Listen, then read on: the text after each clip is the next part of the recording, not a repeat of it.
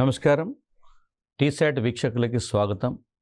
తెలంగాణ రాష్ట్ర public service commission నిర్వహిస్తున్నటువంటి group 1 మెయిన్స్లో పేపర్ 4 సెక్షన్ 3 అభివృద్ధి మరియు పర్యావరణ సమస్యలు అనేటువంటి సెక్షన్ నుండి మనకి అనేక రకాల ప్రశ్నలుకి సంబంధించినటువంటి అంశాలను టీశాట్ ద్వారా విశ్లేషించేటువంటి ప్రయత్నం చేశాం. ముఖ్యంగా 5వ యూనిట్ 5th యూనిట్ లాస్ట్ యూనిట్కి సంబంధించి చెప్పేటప్పుడు ఈ ప్రపంచ పర్యావరణ సమస్యలు, ముఖ్యంగా వాటికి సంబంధించి సదస్సులు, ఈ సుస్థిరాభివృద్ధి భావన అనేటువంటి అంశాలను పేర్కొన్నారు. సో ఇక్కడ అనేక రకాల సదస్సులు సమావేశాలు జరిగాయి. దాంట్లో మనకి ఎగ్జామ్కి సంబంధించి ఇప్పుడు 2022 నేపథ్యాన్ని అంటే 23లో ఉన్నాం. గత 10 సంవత్సరాలుగా దశాబ్ద కాలంగా చూస్తే ఈ ప్రపంచవ్యాప్తంగా ఈ పర్యావరణ పరిరక్షణకు సంబంధించి జరిపినటువంటి సదస్సుల మీద ప్రధానంగా దృష్టి సారించాలి. ఈ నేపథ్యంలో ఆ రియో పర్యావరణ సదస్సు ఇది చాలా అంటే ఎగ్జామ్ పాయింట్ ఆఫ్ వ్యూలో ముఖ్యమైనటువంటి సదస్సుగా పరిగణిస్తూ దీనికి సంబంధించినటువంటి బ్యాక్గ్రౌండ్ను, సో ఆ నేపథ్యంలో రీసెంట్గా 2022లో ఈజిప్ట్లో జరిగినటువంటి సదస్సు వరకు అనేక రకాల మార్పులు చేర్పులు జరుగుతున్నాయి. ముఖ్యంగా అంతర్జాతీయ వేదికలపైన ఈరోజు ప్రపంచ పర్యావరణ అంశాలకే అధిక ప్రాధాన్యత ఇస్తున్నారు.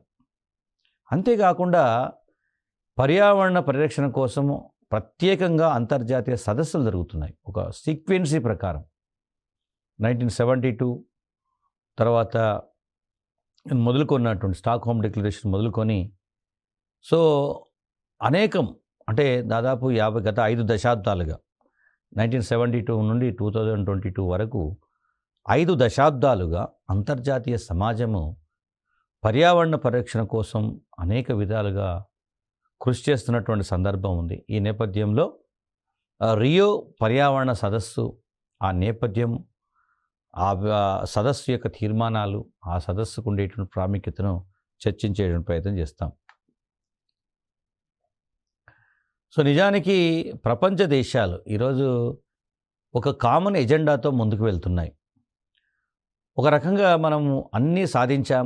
మానవ సమాజము యొక్క వికాసం ఒక పరిపక్వ దశకు చేరుకున్నది. క్లైమాక్స్ స్టేజ్ అంటాం. అత్యున్నతమైనటువంటి ఆనందమైనటువంటి సో జీవనాన్ని గడిపేటువంటి దశకు శాస్త్ర సాంకేతిక రంగాన్ని అనుకూలంగా మనిషికి తనకు అనుకూలంగా మలుచుకునే ప్రయత్నం, చివరికి ప్రకృతిని పర్యావరణాన్ని కూడా తనకు అనుకూలంగా మలుచుకునేటువంటి టెక్నాలజీని డెవలప్ చేసుకున్నారు. బట్ అదే సమయంలో ప్రపంచము ఒక సవాలు విసురుతున్నది. ప్రపంచ వాతావరణం ఒక సవాలు విసురు. పర్యావరణం అనేటువంటి సంక్షోభము తారాస్థాయికి చేరుకున్నప్పుడు ప్రపంచ దేశాలు వాటి మనుగడ ఏ స్థాయిలో ఉంటుంది అనేటువంటిది చర్చనీయాంశంగా మారింది. ముఖ్యంగా గ్లోబల్ వార్మింగ్ పైన అనేక చర్చలు జరుగుతున్నాయి. సో ఒకవైపు మనము అభివృద్ధిని కాంక్షిస్తున్నాం, దాంట్లో ఆర్థికపరమైనటువంటి ప్రగతి అది అభివృద్ధికి చిహ్నం, ఒక సింబల్ లాగా చూస్తున్నాం. ఎట్ ద సేమ్ టైం ఇప్పుడు మనం విలాసవంతంగా ఒక కారు కొనుక్కుంటాం, మనం లోపల కూర్చుంటాము, చాలా ఏసీ ఆన్ చేసుకొని పాటలు పెట్టుకొని చాలా హ్యాపీగా ముందుకు పోతున్నాం మనం అనుకుంటాం. అట్ ద సేమ్ టైం ఆ కారు విడుదల చేసేటువంటి విషపూరితమైనటువంటి పొగ, విషపూరితమైన వాయువులు ఇతరులు పీల్చడము, అదేవిధంగా ఇతర జీవులు పీల్చడం ద్వారా ఆ జరిగేటువంటి నష్టం గురించి మనం ఆలోచించటం లేదు. ఇది ఒక వ్యక్తి ఒక కారుకి మాత్రమే కాకుండా ప్రపంచ సమాజాలకు సంబంధించినటువంటి భావన. అంటే ప్రతి దేశం కూడా తాను ఆర్థికంగా అభివృద్ధి చెందుతున్నాను అనేటువంటి భావనలో ఉన్నారు, ఆనందంలో ఉన్నారు. కానీ వాస్తవంగా అభివృద్ధి ప్రక్రియలో భాగంగా అంతర్గతంగా జరుగుతున్నటువంటి నష్టం ఏదైతే ఉందో దాన్ని ఎప్పటికీ భర్తీ చేయలేని విధంగా జరుగుతున్న నష్టం ఉంది. కాబట్టి ఎస్పెషల్లీ గ్లోబల్ వార్మింగ్ పైన ప్రధానంగా ఈరోజు చర్చ జరుగుతున్నటువంటి సందర్భం ఉంది. సో దీంట్లో భాగంగా మనకు రియో డి జనీరోలో 1992లో ధరిత్రి సదస్సు జరిగింది. సో 1972లో స్టాక్హోమ్ డిక్లరేషన్ జరిగింది. దానికి ఎగ్జాక్ట్లీ 20 సంవత్సరాల తర్వాత రియోలో ధరిత్రి సదస్సు జరిగింది. సో ముఖ్యంగా ధరిత్రిని కాపాడుకోవాలి అనేటువంటి భావనతో ఒక అంతర్జాతీయ సదస్సు ముఖ్యంగా ఐక్యరాజ్య సమితి నిర్వహించిన సందర్భం ఉంది. 1992 తర్వాత ఎగ్జాక్ట్లీ 20 సంవత్సరాలకు మనకి మళ్ళీ అదే రియోలో మనకి అంతర్జాతీయ సదస్సు జరిగింది. అంటే రియో సదస్సు పేరుతో మళ్ళీ ఒక సదస్సు జరిగారు. అంటే జనరల్గా 20 సంవత్సరాల తర్వాత జరిగింది కాబట్టి రియో 20 అని చెప్తున్నాం మనం. రియో 20 అంటే రియో నుంచి 20 ఇయర్స్ తర్వాత అని చెప్పడం. సో ఈ సదస్సును చాలా ప్రాముఖ్యత ఉంది. ముఖ్యంగా ధరిత్రి సదస్సు 1992లో జరిగినటువంటి నేపథ్యము. సో భూగోళం అంతా కూడా గ్లోబల్ వార్మింగ్తోని ఇబ్బంది పడుతున్నది. కాబట్టి ధరిత్రిని కాపాడుకోవాలి, భూగోళాన్ని కాపాడుకోవాలి. భూగోళాన్ని కాపాడుకోకపోతే భవిష్యత్తులో మానవ సమాజాలతో సహా మిగతా జీవరాశుల యొక్క మనుగడ ప్రశ్నార్థకంగా మారుతుందనేటువంటి స్పష్టంగా అడుగుతాం. ముఖ్యంగా ఆర్థిక వ్యవస్థకు సంబంధించి చెప్పేటప్పుడు ఇప్పుడు జరుగుతున్నటువంటి ఆర్థిక విధానాలు, అమలు జరుగుతున్న ఆర్థిక విధానాలు కానీ ఆర్థిక ప్రక్రియలు కానీ వ్యక్తులకు మాత్రమే ప్రయోజనం కలిగిస్తున్నాయి. వ్యవస్థకు, భవిష్యత్తు సమాజాలకు అవి నష్టం కలిగించే విధంగా ఉన్నాయి. కాబట్టి ఈ ఆర్థిక వ్యవస్థ అనేది ప్లెజెంట్గా ఉండాలి, హ్యాపీనెస్ని కలిగించే విధంగా ఉండాలి. దాన్ని హరిత ఆర్థిక వ్యవస్థ అనేటువంటి భావనలోకి తీసుకొచ్చారు. అంటే మనకు చూస్తే అది మండుతున్నటువంటి గోళంలాగా ఉండొద్దు, పచ్చటి చెట్లలాగా ఉండాలి. కాబట్టి హరిత ఆర్థిక వ్యవస్థను ఏర్పరచడం ద్వారా సుస్థిరాభివృద్ధిని సాధించాలి. సో పర్యావరణ పరిరక్షణతో కూడుకున్నటువంటి అభివృద్ధే నిజమైన అభివృద్ధి. అంటే ఆర్థిక వ్యవస్థలో హరితం అనేటువంటి పదాన్ని పెట్టడం ఉన్న ఉద్దేశం ఏంటంటే పర్యావరణాన్ని పరిగణలోకి తీసుకున్నటువంటి విధంగానే, అంటే పర్యావరణాన్ని పరిగణలోకి తీసుకోకపోతే భవిష్యత్తుకి ప్రమాదం ఉంటుంది. ముఖ్యంగా ఈ హరిత ఆర్థిక వ్యవస్థను మనం అమలు చేయగలిగితే సుస్థిరాభివృద్ధి సాధ్యమవుతుంది. సుస్థిరాభివృద్ధితో పాటు పేదరిక నిర్మూలన ఈరోజు దేశవ్యాప్తంగా, ప్రపంచవ్యాప్తంగా అన్ని దేశాలను ప్రభావితం చేస్తున్నటువంటి మరొక సామాజిక సంక్షోభం, సోషల్ డిజాస్టర్ ఏంటంటే పావర్టీ. కాబట్టి ఒకవైపు ఆర్థిక వ్యవస్థ, మరోవైపు సామాజిక వ్యవస్థ బ్యాలెన్స్గా ముందుకు పోవాలంటే మనము హరిత ఆర్థిక వ్యవస్థ సాధన దిశగా ప్రయత్నాలు చేయాలి. సో ఈ సదస్సుకు ఉండేటువంటి ప్రాముఖ్యతను అర్థం చేసుకోవాలంటే దానికంటే ముందు జరిగినటువంటి సదస్సు, అంటే రియో 20 అంటాం మనం. రియో 20 సదస్సు దానికంటే ముందు 1992లో జరిగినటువంటి రియోలో జరిగినటువంటి ధరిత్రి సదస్సులో కొన్ని కీలకమైనటువంటి తీర్మానాలు రూపొందించారు. ముఖ్యంగా సుస్థిరాభివృద్ధి అనేటువంటి భావన, ధరిత్రిని కాపాడుకోవాలి, భూగోళాన్ని కాపాడుకోవాలి అనేటువంటి భావన 1992లో ప్రధానంగా చర్చించారు. సో ఈ ధరిత్రి సదస్సులో ఆమోదించినటువంటి తీర్మానాలలో పర్యావరణ పరిరక్షణకు సంబంధించినటువంటి అంశం చాలా కీలక పాత్ర పోషిస్తుంది. అంటే పర్యావరణాన్ని పరిరక్షిస్తూనే ఆర్థిక అభివృద్ధిని సాధించాలి అంటే అది సుస్థిరాభివృద్ధి అని అర్థం. పర్యావరణాన్ని పరిరక్షిస్తూ ఆర్థిక అభివృద్ధిని సాధించడం అంటే సుస్థిరాభివృద్ధి అని అర్థం. సో దాంతో పాటుగా సామాజిక సమానత్వాన్ని సాధించడానికి ఒక ప్రత్యేకమైనటువంటి వ్యూహాన్ని రూపొందించాలి అనేటువంటిది దీంట్లో ప్రధానమైన అంశం. సో ధరిత్రి సదస్సులో తీసుకున్నటువంటి తీర్మానాలు, దాంట్లో ప్రధానంగా సుస్థిరాభివృద్ధి అనేటువంటి ప్రధాన తీర్మానం, దాన్ని అమలు చేయాలి. దాంతోపాటుగా సామాజిక సమానత్వం, ఇందాక చెప్పినట్టు పేదరికం లేని, నిరక్షరాస్యత లేని, నిరుద్యోగం లేని సమసమాజాన్ని స్థాపించాలి అనేటువంటి భావన 1992 సదస్సులో తీసుకోవడం అనేది చాలా కీలకమైనటువంటి అంశం. దాన్ని ఏ మేరకు అమలు జరిగింది, దాన్ని ఏ విధంగా అమలు చేశారు, సో మరి ఏ విధంగా అమలు చేయాలని సమీక్షించడమే ఈ రియో 20 సదస్సు. అంతేకాకుండా ఈ 1992 ధరిత్రి సదస్సులో కొన్ని కీలకమైనటువంటి తీర్మానాలను, ఎజెండాలను రూపొందించారు. వాటిని ఎజెండా 21 అంటాం. సో ఈ ఎజెండా 21ను పూర్తి స్థాయిలో అమలు కాకపోవడం వల్ల భూతాపం అనేది లేదా గ్లోబల్ వార్మింగ్ అనేది ప్రమాదకర స్థాయికి చేరుకున్నది.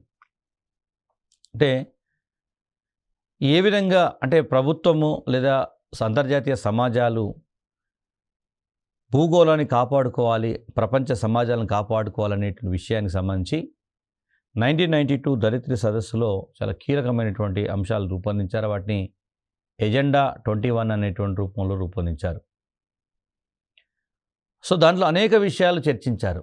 ఇప్పుడు మనం రియో సదస్సు అనేది దేనికి సంబంధించింది అంటే 2012లో రియో సదస్సు జరుగుతున్న అంటే రియో 20 సదస్సు చూస్తున్నాం.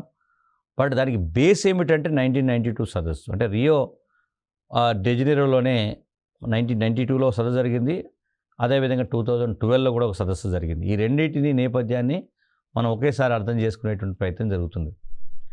ప్రపంచవ్యాప్తంగా జరుగుతున్నటువంటి పరిణామాల్లో ముఖ్యంగా ఈ పర్యావరణ సంక్షోభం వల్ల, గ్లోబల్ వార్మింగ్ వల్ల ప్రధానమైనటువంటి సమస్య ఏంటంటే జీవరాశులు అంతరించిపోతున్నాయి. అనేక జీవరాశులు అంతరించిపోతున్నాయి. సో గ్లోబల్ వార్మింగ్ ఇంపాక్టు కేవలం తాత్కాలికంగా ఆ సమాజంపైనే కాకుండా శాశ్వతంగా భవిష్యత్తు సమాజాలను కూడా ప్రభావితం చేస్తున్నాయి. ముఖ్యంగా అనేక రకాల కాలుష్యాలు, వాయు కాలుష్యం కావచ్చు, జల కాలుష్యం కావచ్చు, అవి మరింత తీవ్రతరంగా మారుతున్న సందర్భాలు ఉన్నాయి. ముఖ్యంగా పారిశ్రామికీకరణ వేగవంతమయ్యే కొద్దీ సో జల కాలుష్యం యొక్క తీవ్రత పెరుగుతున్నది, వాయు కాలుష్యం యొక్క తీవ్రత పెరుగుతున్నది. సో ఈ శీతోష్ణ స్థితిలో జరుగుతున్నటువంటి మార్పుల యొక్క దుష్ప్రభావం, సైడ్ ఎఫెక్ట్ అనేది మానవ సమాజాలపైన ఎక్కువగా కనబడుతున్నది. హ్యూమన్ సొసైటీస్ పైన ఇది ఎక్కువ కనబడుతున్న సందర్భం ఉంది. సో ఈ నేపథ్యాన్ని కనుక మనం చూస్తే మానవ సమాజాలపైన ఈ ప్రభావము కేవలం అక్కడితోనే ఆగిపోతుందా అంటే అలా కాకుండా భవిష్యత్తులో కూడా కొనసాగేటువంటి ప్రమాదం ఉంది. సో ఈ నేపథ్యంలో రియో 20 సదస్సు కీలకమైనటువంటి తీర్మానాలు చేసింది. ముఖ్యంగా ప్రపంచవ్యాప్తంగా మనకి దాదాపు సగం దేశాలు వ్యవసాయంపైనే పూర్తిగా ఆధారపడి కొనసాగుతున్నాయి, భారతదేశంతో సహా. దాంట్లో ముఖ్యంగా మనకి రైతులు లేదా రైతాంగము నీటిపారుదల సదుపాయం కోసము ఋతుపవనాలు లేదా వర్షాలపైన ఆధారపడుతున్నారు. సో నైరుతి ఋతుపవనాలతో పాటు ప్రపంచ పవన వ్యవస్థలన్నింటిలో కూడా అనేక మార్పులు చోటు చేసుకుంటున్నాయి. సో ఫలితంగా ఏమవుతుంది, అకాలమైనటువంటి వర్షాలు, వర్షాభావం, అకస్మాత్తుగా వరదలు సంభవించటం, తీవ్రస్థాయి తుఫానులు, అట్లాగే ఎడవరల విస్తరణ, ఇలాంటి అనేక రకాల ప్రకృతి వైపరీత్యాలు, డిజాస్టర్స్ జరుగుతున్నటువంటి సందర్భం ఉంది. సో ఈ తీవ్రతను మనం నియంత్రించాల్సినటువంటి సందర్భం అంటే 1992 సదస్సులో ఎజెండా 21లో భాగంగా ప్రకృతి వైపరీత్యాలను మనం పూర్తిగా నిర్మూలించలేం, బట్ వాటి యొక్క ఇంటెన్సిటీని, వాటి యొక్క తీవ్రతను తగ్గించాల్సినటువంటి అవసరం ఉంది. బట్ ఆ దిశగా జరిగిన దాన్ని ఇక్కడ సమీక్షించే ప్రయత్నం చేశారు. అట్లాగే ప్రపంచవ్యాప్తంగా మనకు ఒకసారి కనుక చూస్తే అంటే ఈ వాతావరణ మార్పుల ప్రభావం కావచ్చు, ఇతర కారకాల యొక్క ప్రభావం వల్ల కావచ్చు, సంవత్సరానికి సగటున 1 మిలియన్ ప్రజలు ఆకలి బారిన పడుతున్నటువంటి సందర్భం ఉంది. అంటే ఆల్మోస్ట్ ఆల్ పేదరికము, ఇతర కారణాల వల్ల ఆహారం అందుబాటులో లేకుండా పోతున్నారు. సో ఆర్థిక వ్యవస్థలన్నీ కూడా పతనమైపోతున్నాయి. అట్లాగే ఒక రకంగా చెప్పాలంటే ఈ మార్కెట్ వైఫల్యం ద్వారా అంటే పర్చేజింగ్ పవర్ ప్యారిటీ అంటాం, ద్రవ్యోల్బణం లాంటి ఆర్థిక మార్కెట్ ప్రక్రియలు ఏవైతున్నాయో అవి ప్రజల్ని అనేక విధాలుగా ప్రభావితం చేస్తున్నాయి. ఫలితంగా సుమారు 100 మిలియన్ల ప్రజలు అదనంగా పేదరికంలోకి నెట్టివేయబడుతున్నటువంటి సందర్భం ఉంది. సో ఇదంతా కూడా అంటే ప్రత్యక్షంగా మనకి గ్లోబల్ వార్మింగ్ అనేటువంటి రూపం కనబడుతుంది, పరోక్షంగా పేదరికం అనేది ఇక్కడ విస్తరిస్తున్న సందర్భం ఉంది. అట్లాగే చూస్తే ప్రపంచ జనాభాలో సుమారు 20% కేవలము $1.25 లేదా అంతకంటే తక్కువ ఆదాయంతో జీవిస్తున్న సందర్భం ఉంది. అంటే ఎందుకు ఇట్లా జరుగుతున్నది అని కనుక పరిశీలిస్తే ప్రపంచవ్యాప్తంగా ఈ గ్లోబల్ వార్మింగ్కి పేదరికానికి ఉన్నటువంటి సంబంధం ఏమిటి, ముఖ్యంగా దీని యొక్క ఇంపాక్ట్ ఏ దేశాలపైన ఎక్కువగా పడుతుందనేటువంటి సందర్భం చూసినప్పుడు వెనుకబడిన దేశాలపైన మరింత ఎక్కువ కనబడుతున్నది. పేద దేశాలు మరింత పేదరికంలోకి నెట్టివేయబడుతున్నాయి. ప్రపంచ జనాభాలో అత్యధిక మంది అంటే పేదలు ఈ వెనుకబడిన దేశాల్లోనే ఉన్నటువంటి సందర్భం ఉంది. సో కాబట్టి ప్రధానంగా ఈ సంక్షోభాన్ని మనం ఎట్లా నివారించాలనేది గుర్తుపెట్టుకోవాలి. అట్లాగే దాదాపు 1.5 బిలియన్ల మందికి విద్యుత్ సౌకర్యం లేదు. అట్లాగే 2.5 బిలియన్ల మందికి శుభ్రమైనటువంటి మరుగుదొడ్ల సదుపాయం లేనట్టు సందర్భం ఉంది. సో ఏం జరుగుతుంది కనుక ఈ శీతోష్ణ స్థితిలో మార్పులు, అదేవిధంగా పర్యావరణ క్షీణత, ఇంతకుముందు చెప్పినట్టు ఆమ్ల వర్షాలు, గ్లోబల్ వార్మింగ్, తర్వాత ఓజోన్ పొర క్షీణత ఇట్లాంటి వాటి కనుక కొనసాగితే, ఇదే ఇంటెన్సిటీతో కొనసాగితే భూగోళంపై ఉండేటువంటి అనేక జీవులు అంతరించిపోయేటువంటి ప్రమాదం ఉంది. సో నిజానికి ఒక జీవజాతి అంతరించిపోతున్నది అంటే అది మానవ చర్యల యొక్క ప్రభావం ఏ మేరకు ఉంది అనేది మనం స్పష్టంగా అర్థం చేసుకోవాలి. కాబట్టి అంతర్జాతీయ సదస్సులలో ప్రధానంగా పర్యావరణాన్ని కాపాడుకోకపోతే మనము భవిష్యత్తులో చివరికి మానవ జాతి కూడా అంతరించిపోతుంది అనేటువంటి ఒక హెచ్చరికను జారీ చేసేటువంటి ప్రయత్నం జరుగుతున్నది. కాబట్టి దాన్ని కూడా దీనిలో గుర్తుపెట్టుకోవాలి. అంటే ఈ సదస్సులో అనేక రకాల అంశాలను చర్చించారు. శీతోష్ణ మార్పుల యొక్క దుష్ప్రభావం అనేది, వాటి ఇంపాక్ట్ అనేది తృతీయ ప్రపంచ దేశాల్లో, ముఖ్యంగా సబ్ సహారన్ ఆఫ్రికా ప్రాంతాలు కానీ దక్షిణాసియా దేశాలపైన ఎక్కువగా ఉంటుంది. కాబట్టి సో ఈ దేశాల్లో ముఖ్యంగా ఇవి పారిశ్రామికంగా ఇంకా వెనుకబడినటువంటి దేశాలే, బట్ ద ఇంపాక్ట్ అనేది ఎక్కువగా అనుభవిస్తున్నటువంటి సందర్భం ఉంది. కాబట్టి వీటిని ఆదుకోవాల్సినట్టు అవసరం ఎంతైనా ఉందనేది గుర్తుపెట్టుకోవాలి. సో ఈ శీతోష్ణ స్థితి మార్పులు, అదేవిధంగా పర్యావరణ కాలుష్యం కారణంగా ఈ దేశాలు మానవ అభివృద్ధి సూచిలో చాలా వెనుకబడిపోతున్నటువంటి సందర్భం ఉంది. అట్లాగే ఐక్యరాజ్య సమితి హరిత ఆర్థిక వ్యవస్థ నివేదిక ప్రకారం చూస్తే మనకి 10 ప్రాధాన్యత ఉండేటువంటి రంగాలకు జీడిపిలో 12% నిధులు కేటాయిస్తే ప్రపంచ సమాజాలు ఈ తక్కువ కర్బన వనరులు సమర్థవంతమైన వినియోగ ఆర్థిక వ్యవస్థలకు రూపొందించే అవకాశం ఉంది అనేది మనకు తెలియదు. అంటే దీంట్లో అర్థం ఏమిటంటే హరిత ఆర్థిక వ్యవస్థ నివేదిక ఒకటి ఐక్యరాజ్య సమితి రూపొందిస్తుంది. దాంట్లో ప్రాధాన్యత రంగాలకి జీడిపిలో ఒక 12% నిధులు కేటాయించగలిగితే ప్రపంచ సమాజాలు, ముఖ్యంగా ప్రపంచ దేశాలు తక్కువ కర్బన వనరులు సమర్థవంతంగా, అంటే వనరులు తక్కువగా ఉపయోగించడం, వాటిని మరింత సమర్థవంతంగా ఉపయోగించుకొని అవి బలమైనటువంటి ఆర్థిక వ్యవస్థలుగా రూపాంతరం చెందేటువంటి అవకాశం ఉంది అనేది స్పష్టంగా కనబడుతున్నది.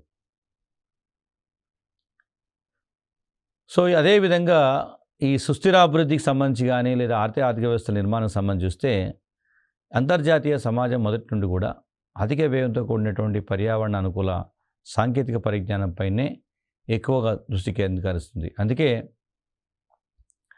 ఇది అన్ని దేశాలకు అందుబాటులో లేకపోవడం వల్ల సో ఇది ప్రధానమైనటువంటి సంక్షోభంగా మారుతున్నది. అంటే సుస్థిరాభివృద్ధి, ఈ రియో సదస్సు అంతా కూడా సుస్థిరాభివృద్ధి, హరిత ఆర్థిక వ్యవస్థ రూపకల్పనపైన ప్రధానంగా దృష్టి సారించింది. సో గ్రీన్ ఎకానమిక్ సిస్టమ్ ఏదైతుందో లేదా సస్టైనబుల్ డెవలప్మెంట్ ఏదైతుందో అది ఇప్పుడు ఈ అంతర్జాతీయ సమాజం ముందున్నటువంటి ప్రధానమైనటువంటి దిక్చూచి, ఒక డైరెక్షన్. కాబట్టి ఇంటర్నేషనల్ సొసైటీ, అంతర్జాతీయ సమాజము సో వాస్తవానికి మొదటి నుండి కూడా అధిక వ్యయంతో కూడినటువంటి పర్యావరణ అనుకూల సాంకేతిక పరిజ్ఞానంపై కేంద్రీకరించడం వల్ల ఆ వ్యయం చేయలేనటువంటి దేశాలు పర్యావరణ పరిరక్షణలో పాల్గొనలేకపోతున్నాయి అనేటువంటి ఒక భావన ఉంది. కాబట్టి దానికి పరిష్కారం కనుగొనాలని చెప్పారు. అదేవిధంగా సామాజిక న్యాయం కావచ్చు, పేదరికం వంటి అంశాలపై ప్రధానంగా దృష్టి సారించలేదనే భావన ఉంది. కాబట్టి ఈ మార్కెట్ వ్యవస్థ ఆధిపత్యం కూడా పెరగడం వల్ల ఈ దేశాల్లో సంక్షోభం ప్రమాదకర స్థాయికి చేరుకుంటున్నది. ముఖ్యంగా వనరుల యొక్క సక్రమ వినియోగంలో భాగంగా అతి కీలకమైనటువంటి దైనందిన జీవితానికి ఆధారమైనటువంటి వనరులపైన ప్రైవేటు సంస్థల గుత్తాధిపత్యం పెరగడం, ఇది ఒక వివాదాస్పదంగా మారినటువంటి సందర్భం ఉంది. అట్లాగే కొన్ని దేశాలు, ముఖ్యంగా భారతదేశం కావచ్చు, బోట్స్వానా లాంటి తృతీయ ప్రపంచ దేశాల్లో ఈ నిరుపేదలను ఏం చేస్తున్నారు, జీవ వైవిధ్య బాండ్లు, గ్రీన్ బ్యాంకులు, నీట్ స్పాట్ మార్కెట్ల వంటి ప్రపంచీకరణ మార్కెట్ వ్యయంలో బంధించేటువంటి ప్రయత్నాలు చేస్తున్నారు. అది కూడా ఇది వివాదాస్పదంగా మారినటువంటి సందర్భం ఉంది. సో ఈ బ్యాక్గ్రౌండ్లో చూస్తే ఏమంటే ఇవన్నీ జరిగినటువంటి నేపథ్యాన్ని చూసినప్పుడు 2012లో రియోలో జరిగినటువంటి సదస్సుకి ఇదంతా బ్యాక్గ్రౌండ్ చూస్తున్నాం యాక్చువల్గా. ముఖ్యంగా దరిద్ర సదస్సు 2000 అంటే 1992లో జరిగినటువంటి దరిద్ర సదస్సు, దాని ఇంపాక్ట్, ఆ తర్వాత జరిగినటువంటి మధ్య ఈవెంట్స్ అన్నిటిని చూసిన తర్వాత, సో లాస్ట్ 2 దశాబ్దాల్లో ఎలాంటి డెవలప్మెంట్ జరిగింది, ముఖ్యంగా 1992 అనంతరం ఈ 2 దశాబ్దాల్లో పర్యావరణ విపణిలో, మార్కెట్లో జరుగుతున్న పరిణామాలను ఒకసారి కనుక మనం నిశ్చితంగా పరిశీలిస్తే, అభివృద్ధి చెందిన పశ్చిమ దేశాలు ఏవైతున్నాయో, ముఖ్యంగా ఆయా దేశాల పెట్టుబడిదారులు కానీ, బహుళజాతి సంస్థలు, మల్టీనేషనల్ కంపెనీస్, వాళ్ళ ఎజెండా ఏదైతుందో అది ఈ పర్యావరణ సదస్సుల్లో ప్రధానంగా ప్రవేశపెడుతున్నారా అనేటువంటి ఒక విమర్శ, ఒక వాదన మనకు కనబడుతున్నది. ఎందుకంటే అంతర్జాతీయ వేదికలలో రూపొందిస్తున్నటువంటి తీర్మానాలు ఎక్కువగా పశ్చిమ దేశాలకు, అభివృద్ధి చెందిన దేశాలకు అనుకూలంగా ఉండటం అనేది వివాదాస్పదంగా మారుతున్నది. కాబట్టి ఈ నేపథ్యంలో కొంత అనుమానం చెలరేగుతుంది. ప్రపంచ మానవాళి శ్రేయస్సు, అట్లాగే పేదరికంపై పోరాటము, ప్రపంచవ్యాప్తంగా సుస్థిరాభివృద్ధిపై జరుగుతున్నటువంటి ప్రయత్నాలు, ఇవన్నీ కూడా అవి నిజానికి వెనుకబడిన దేశాలకు, పేద దేశాలకు అనుకూలంగా ఉన్నాయా అనేటువంటి ఒక సందేహం వెల్లడవుతున్నది. సో నిజానికి ఇప్పుడు చాలా సందర్భాల్లో చూస్తున్న భారతదేశం లాంటి వర్తమాన దేశాల్లో 1991 తర్వాత జరుగుతున్న పరిణామాలు కూడా ఇదే భావనను కలిగిస్తున్న సందర్భం ఉంది. అంటే ప్రైవేటీకరణ, బహుళజాతి సంస్థల యొక్క ప్రవేశం. సో ఒక రకంగా అవి దేశము విధానాలన్నీ కూడా ప్రైవేటు శక్తులకు అనుకూలంగా రూపొందించబడుతున్నాయి అనేటువంటి ఎట్లయితే విమర్శ జరుగుతున్నదో, అంతర్జాతీయ స్థాయిలో కూడా ఇదే డిబేట్ జరుగుతున్నది. ఎందుకంటే అంతర్జాతీయ వేదికల్లో రూపొందిస్తున్నటువంటి తీర్మానాలలో కఠినమైనటువంటి తీర్మానాలు కనబడటం లేదు అనేటువంటి భావన. ముఖ్యంగా పేద దేశాలకు, వర్తమాన దేశాలకు అనుకూలంగా, అభివృద్ధి చెందిన దేశాలను కట్టడి చేసే విధంగా తీర్మానాలు లేకపోవడం అనేది ఒక చర్చనీయాంశంగా మారింది. ఎందుకంటే అలా ఉండాలని ఎందుకు అంటున్నాము అంటే, అభివృద్ధి చెందిన దేశాలు ముందుకు రావాలి, బాధ్యత వహించాలి, ఆధునిక సాంకేతిక పరిజ్ఞానం కలిగి ఉన్నాయి కాబట్టి వాటి పాత్ర ఎక్కువగా ఉంటుంది. అంతర్జాతీయంగా పర్యావరణాన్ని కాపాడడంలో అభివృద్ధి చెందిన దేశాల యొక్క పాత్ర ఎక్కువగా ఉంటుంది. ఆ ఎక్కువ పాత్ర ఉన్నటువంటి దేశాలు వారు తమ పాత్రను ఎందుకు పోషించలేకపోతున్నారు అనేటువంటి అంశము వివాదాస్పదంగా మారుతున్న సందర్భం ఉంది. సో ఈ నేపథ్యంలోనే మనకి పర్యావరణ సదస్సులు ఎక్కడ జరిగినా, అది రియో కావచ్చు, ధరిత్రి కావచ్చు, క్యోటో ప్రోటోకాల్ ఎక్కడ సదస్సు జరిగినా కానీ ఆ సదస్సులో పాల్గొన్నటువంటి దేశాలు, సభ్యదేశాల ప్రతినిధులు, సభ్యదేశాలు వర్టికల్గా 2 భాగాలుగా విడిపోతున్నారు, 2 వర్గాలుగా విడిపోతున్నారు. ఒకటి అభివృద్ధి చెందినటువంటి దేశాల వైపు, మరొకరు వర్తమాన పేద దేశాల వైపు గొంతెత్తేటువంటి ప్రయత్నం చేస్తున్నారు తప్ప అందరూ కలిసి ఉమ్మడిగా పర్యావరణాన్ని కాపాడుకోవాల్సినటువంటి మౌలిక బాధ్యతను స్వీకరించడం లేదు అనేటువంటిది పర్యావరణవేత్తల యొక్క ఆవేదన, ఆందోళన. ఈ రియో 20 సదస్సులో కూడా, అంటే 2012లో జరిగినటువంటి రియో 20 సదస్సులో కూడా మనకి ఇదే ప్రస్తావన కనబడుతున్నది. ఈ రియో 20 సదస్సుల్లో ఏం జరిగింది? అమెరికా, కెనడా, యూరోప్ దేశాలు ఏవైతున్నాయో సుస్థిరాభివృద్ధికి ప్రాధాన్యత చర్చలు ప్రారంభించే ప్రయత్నం చేశాయి. మంచి పరిణామంగానే దాన్ని భావించారు. సస్టైనబుల్ డెవలప్మెంట్ ఇది ఇక్కడ 1992 దరిద్ర సదస్సుల్లో మొదలైనటువంటి భావన, సస్టైనబుల్ డెవలప్మెంట్ అనేటువంటి భావన రియో 20 సదస్సులో ఒక రూపానికి అంటే ఒక అర్థవంతమైనటువంటి రూపానికి చేరుకున్నది. సో దానికి ప్రాధాన్యత ఇవ్వాలి అనేటువంటిది ఈ దేశాల యొక్క అభిప్రాయం. ముఖ్యంగా అమెరికా, కెనడా లాంటి అదే యూరోపియన్ దేశాలు ముందుకొచ్చాయి. But at the same time తృతీయ ప్రపంచ దేశాలకు నాయకత్వం వహిస్తున్నటువంటి భారతదేశం కానీ, చైనా లాంటి దేశాలు ఏమంటున్నాయంటే హ్యూమన్ రైట్స్ కూడా చాలా ఇంపార్టెంట్ అంటున్నారు. ఫర్ ఎగ్జాంపుల్, మానవ హక్కుల్లో భాగంగా నీటి హక్కు ఉండాలి, పర్యావరణ హక్కు ఉండాలని, పేదరిక నిర్మూలన జరగనిదే సుస్థిర అభివృద్ధి సాధ్యం కాదు అనేది ఈ దేశాల యొక్క వాదన. ఇక్కడ దీంట్లో స్పష్టమైనటువంటి మార్క్ ఏంటంటే, అభివృద్ధి చెందిన దేశాలు ఆల్రెడీ వాళ్ళు సాచురేషన్ మోడ్కు చేరుకున్నారు. ఎకనామికల్గా, సైంటిఫికల్గా, సోషల్గా, పొలిటికల్గా రిచెస్ట్ ప్లేస్కి చేరుకున్నారు. కాబట్టి ఇక్కడ వాళ్ళ తాపత్రయం పెద్దగా ఏమి ఉండకపోవచ్చు. కానీ ఈ డెవలపింగ్ నేషన్స్ ఏవైతే ఉన్నాయో, ఇప్పుడిప్పుడే అభివృద్ధి చెందినటువంటి దేశాలు, ఇప్పుడే ఆ సమాజాన్ని ఆనందం అంటే ఒక ఆధునిక జీవనం వైపు మళ్లిస్తున్నటువంటి దేశాలు ఏవైతే ఉన్నాయో, వాటిలో సుస్థిరాభివృద్ధి ఖచ్చితంగా పాటించాలి అన్నప్పుడు ముఖ్యంగా మనకి పర్యావరణ హక్కు లేదా నీటి హక్కు, నీటిని ఉపయోగించడం, పేదరిక నిర్మూలన జరగనిదే సుస్థిరాభివృద్ధి జరగదు. కాబట్టి ముందు పేదరికాన్ని నిర్మూలించాలి అని చెప్తున్నారు. అవి పేదరికం లేని దేశాలు, అభివృద్ధి చెందిన దేశాల్లో ఎప్పుడో పేదరికము అంటే అది నిరపేక్ష పేదరికం, ఒకవేళ ఉన్నా కానీ అది నిరపేక్ష పేదరికం కిందకి వస్తుంది. బట్ ఈ దేశంలో అబ్జల్యూట్ పావర్టీ ఉంది. సాపేక్ష మనకి పేదరికము వెస్ట్రన్ కంట్రీస్లో, డెవలప్డ్ కంట్రీస్లో రిలేటివ్గా ఉంటుంది. అంటే బెంజ్ కారు ఉన్నవానికి మామూలు కారు ఉన్నవానికి తేడా కానీ అసలు కారు లేని వాళ్ళు కనపడరు. బట్ భారతదేశంలో విచిత్రమైన కనీస అవసరాలు కూడా తెలియలేనటువంటి ప్రజలే మనకి ఇంకా 25 కోట్ల పైబడినటువంటి సందర్భాలు ఉన్నారంటే, మనం పేదరికాన్ని నిర్మూలించకుండా సుస్థిరాభివృద్ధికి వెళ్ళడం అనేది సాధ్యం కాదు. కాబట్టి ముందు పేదరికం లాంటి సమస్యల పరిష్కారం జరగాలి అనేది వర్తమాన దేశాల యొక్క భావన. ఈ సదస్సులో భారతదేశము, చైనా, బ్రెజిల్ ఇవి నాయకత్వంలో తృతీయ ప్రపంచ దేశాలన్నీ కూడా కొన్ని సందేహాలు ఉన్నాయనే విషయాన్ని వ్యక్తం చేశారు. అంటే సుస్థిరాభివృద్ధి అనివార్యమే. సుస్థిరాభివృద్ధి అనేది ప్రపంచ నమూనా, ఒక వరల్డ్ ఫార్ములా, వరల్డ్ ప్రిన్సిపల్ అది. But at the same time దాన్ని ఇంప్లిమెంట్ చేసేటప్పుడు కొన్ని ఇబ్బందులు ఉన్నాయి.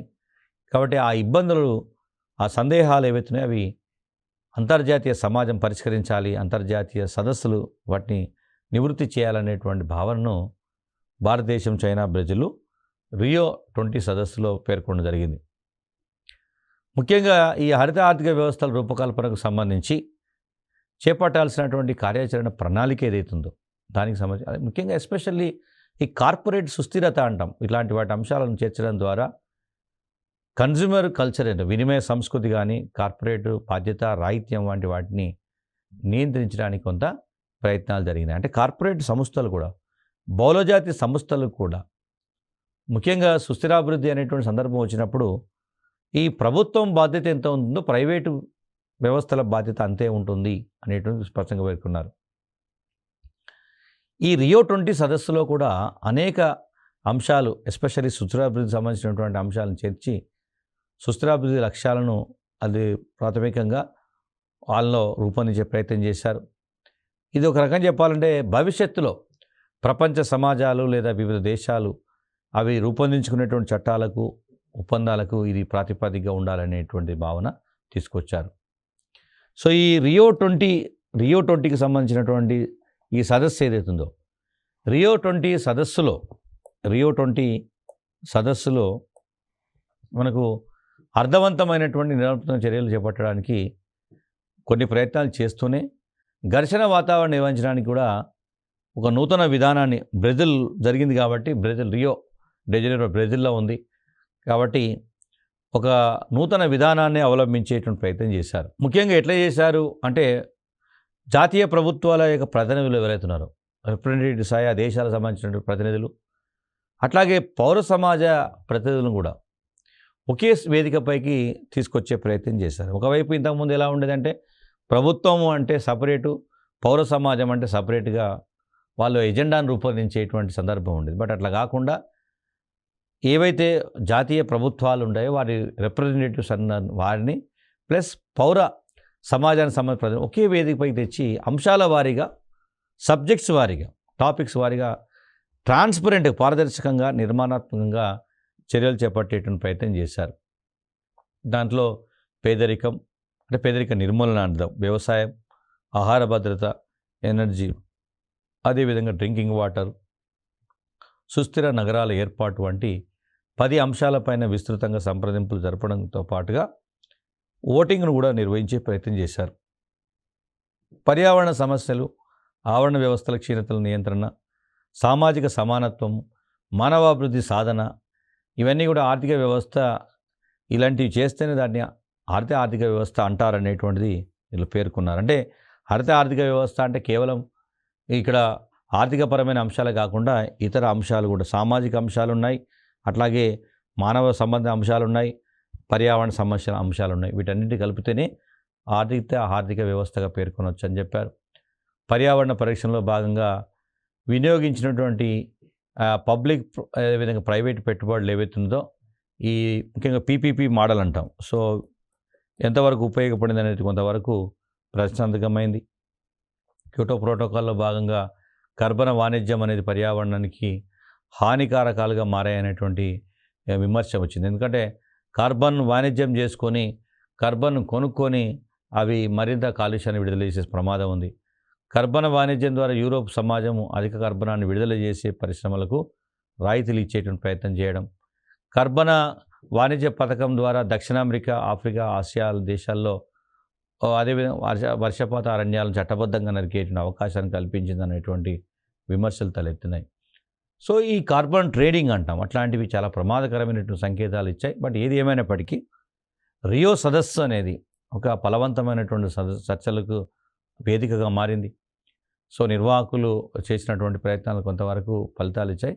మొత్తానికి ఫైనల్గా ఏంటంటే హరిత ఆర్థిక వ్యవస్థ, సో గ్రీన్ ఎకానమీ అనేటువంటి అంతిమంగా ప్రపంచము హరిత ఆర్థిక వ్యవస్థ సాధన దిశగా కృషి చేయాలనేటువంటి నినాదంతో ఈ సదస్సు ముగిసినటువంటి సందర్భం ఉంది. లక్ష్యాలన్నీ కూడా వీటి నేపథ్యంలో రూపొందించారు కాబట్టి సో అది భవిష్యత్తులో కొంత ప్రభావం చూపుతుందని మనం ఆశించవచ్చు. Thank you.